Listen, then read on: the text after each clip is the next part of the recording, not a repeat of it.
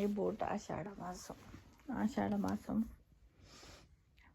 27 June 6,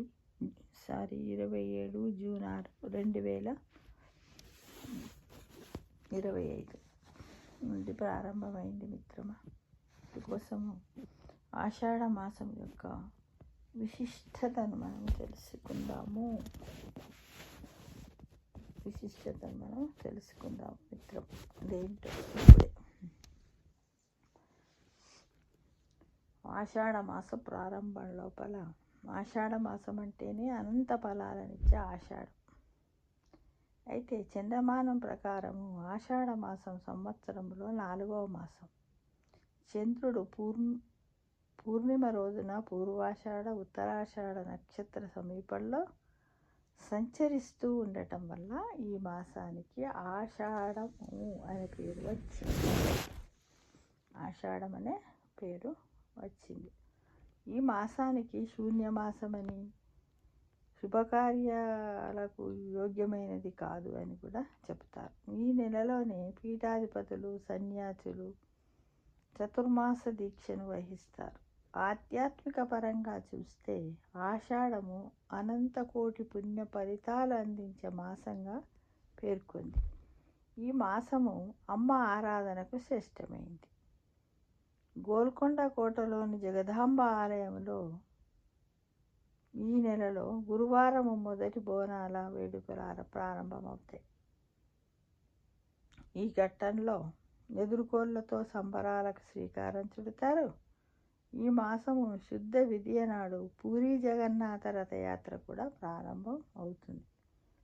శుద్ధ షష్ఠి నాడు స్కంద వ్రతము ఆచరించాలని స్మృతి కౌస్తుభము అనే వ్రతగంధం పేర్కొంది. ఆషాఢ శుద్ధ సప్తమిని భాను సప్తమి అని కూడా అంటారు. పురుషార్థ చింతామణిలో కూడా యువస్వన్నమో భాస్కరోస్ ఉత్పత్తితః అని పేర్కొంది. ఇది సూర్య ఆరాధనకు ఉద్దిష్టమైన దినము. ఇక తెలంగాణ ప్రాంతంలో బోనాల జాతరను ఘనముగా జరుపుతారు. దీనినే బోనాల పండుగ, ఆషాఢ జాతరగా పిలుస్తారు. ఆషాఢ శుద్ధ ఏకాదశిని తొలి ఏకాదశి అని, శయన ఏకాదశి అని కూడా అంటారు.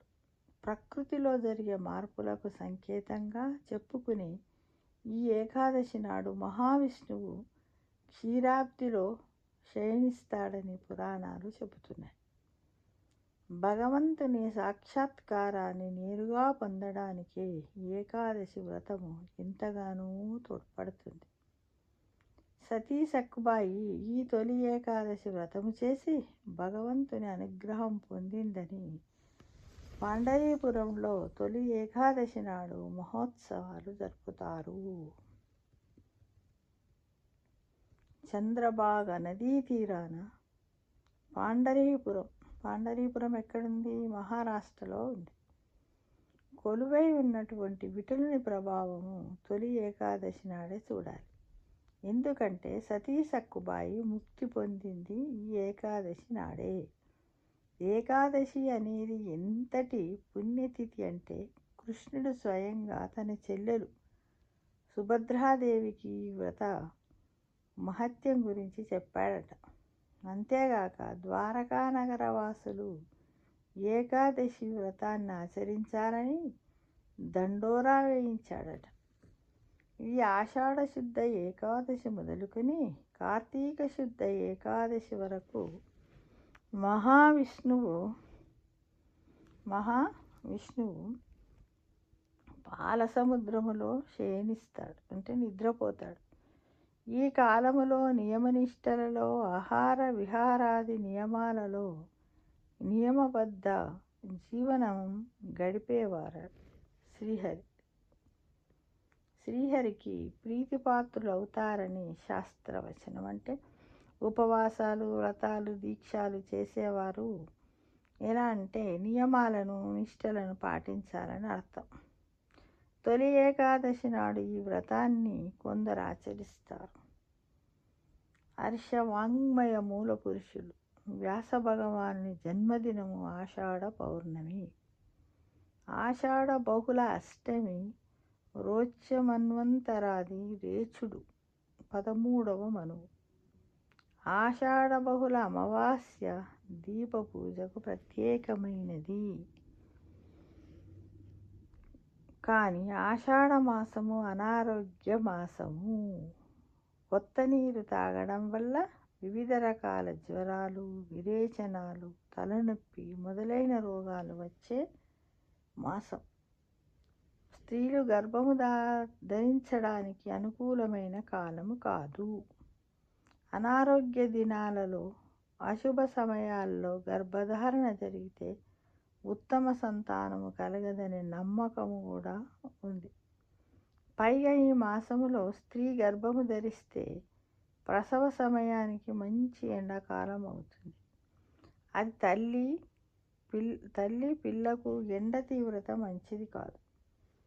ఈ 4 నెలల్లో ముఖ్యంగా ఆషాఢ మాసంలో మనిషి శరీరములోని సప్తధాతువులు పూర్తిగా శరీరానికి సహకరించవు. కావున ఆషాఢ మాస నెల రోజులు దాంపత్య జీవితానికి దూరంగా ఉండాలని సూచిస్తున్నారు.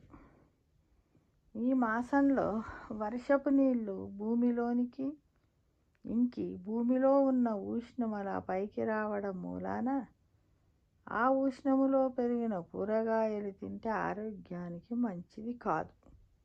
కాబట్టి కూరగాయలు తినకూడదనే నియమం పెట్టారు.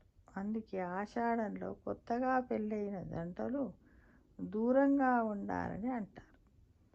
భూమధ్య రేఖకు దక్షిణంగా సూర్యగమనం ఉంటుంది.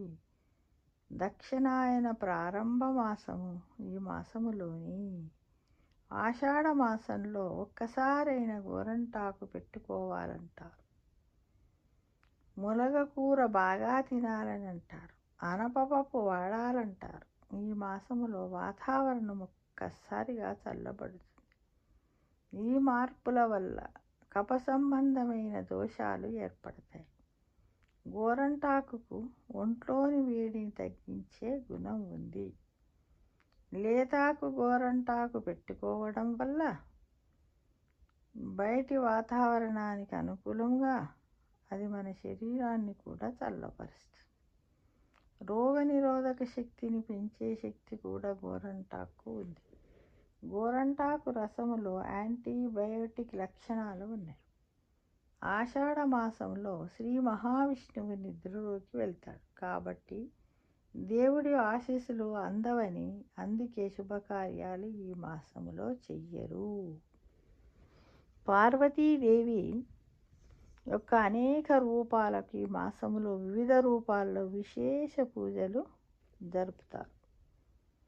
విజయవాడ కనకదుర్గా దేవికి శాకాంబరి అలంకార ఉత్సవాలు ఈ మాసంలోనే జరుగుతాయి.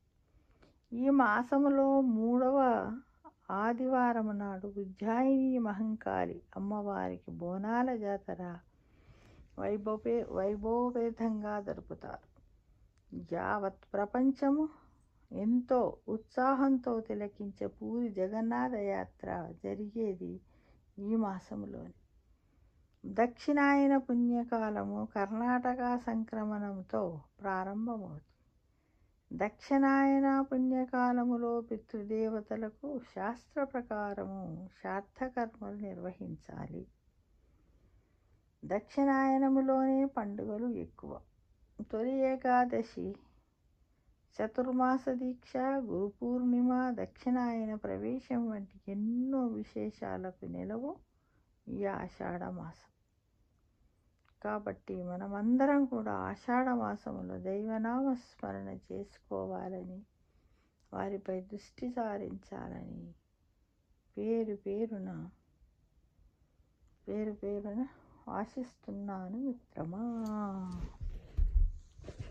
ఇది ఆషాఢ మాసం యొక్క మహత్యం గురించి మనం ఇప్పుడు తెలుసుకున్నాం కదా.